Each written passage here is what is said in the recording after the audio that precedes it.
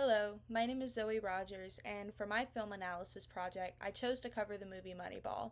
We will discuss topics of leadership, ethics, and innovations in baseball and how they relate to management. To begin with, I want to give a slight little introduction to Moneyball. Moneyball was an adaptation from Michael Lewis's book and was directed by Bennett Miller. It stars a few well-known actors such as Brad Pitt, Chris Pratt, Jonah Hill, and Robin Wright. Based on the true story of Oakland Athletics' rise in baseball while facing financial inequality, we witness the innovation by the management team in using data-driven analytics.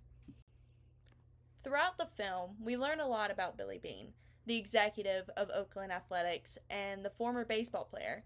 As they are faced with financial struggles and losing numbers, we witness his partnership with Peter Brand, who is Paul DePista in reality, and how they collaborated in developing a team and using a data-driven approach called sabermetrics.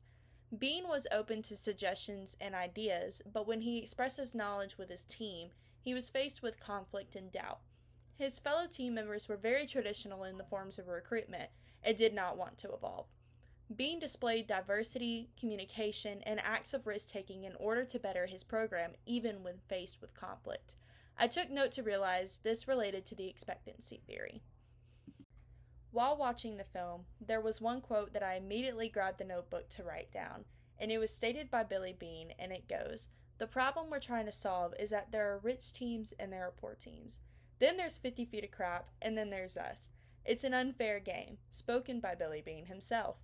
During this time, Major League Baseball was dominated by wealthier teams, but Beane did not let this stop him. To compare, at Oakland, he was working with a $39 million budget, while the Yankees were working with a $145 million budget.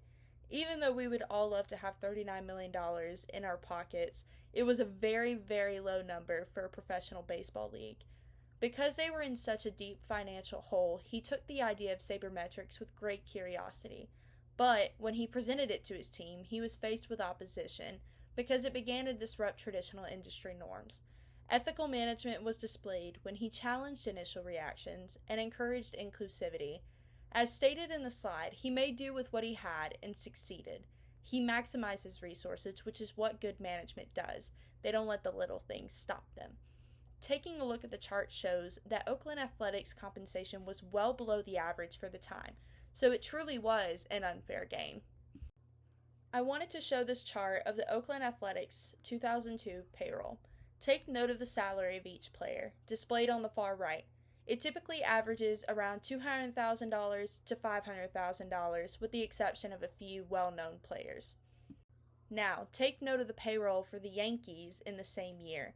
You are seeing that most of their players are making millions of dollars, a huge difference in the budget of the two. Coming to the central theme, innovation versus tradition. This film highlights Beane's acts of decision-making, innovation, and change management. He always spoke about the adapt or die approach, which meant that traditional outdated norms needed to be challenged with evidence. Again, he maximized the resources that he had. Up above, I explain how his actions followed Cotter's 8-step change management theory.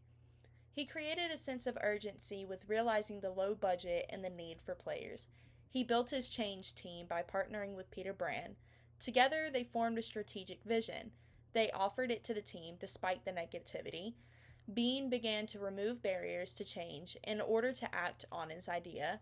He only looked for short-term goals and always mentioned just getting on base. He and his team maintained momentum by continuously furthering his own knowledge, and finally, he successfully instituted change by generating a winning team with a low budget. Looking at the chart to the left, we can see the team's success in 2001, 2002, and 2012.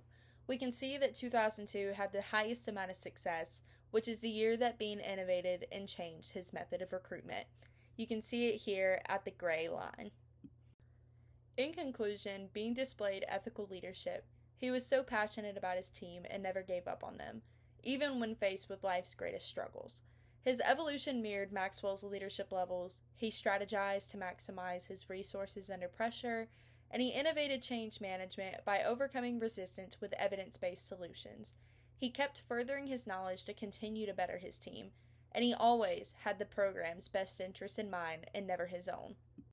And here I have listed my references that help me develop my analysis. Thank you so much for your time.